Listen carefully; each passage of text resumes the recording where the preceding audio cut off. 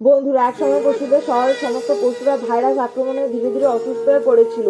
আর সেই শহরের সমস্ত পশু ও খবরের চ্যানেল এক পুলিশ খরগোশকে দোষ দিতে থাকে। তারপর খরগোশটি তার অফিসে আসে এবং সে দেখে সবাই তার সঙ্গে ভালো করে কথা বলতে চাইছে না।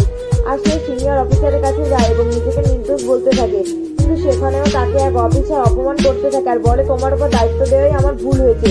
তা শুনে খরগোশটি তার পুলিশের ব্যাজটি খুলে সিনিয়রের কাছে জমা দিয়ে চলে আসে। বন্ধুরা, তোমাদের ভবিষ্যতে কি হওয়ার স্বপ্ন আছে তা শুধু কমেন্ট করে জানিও।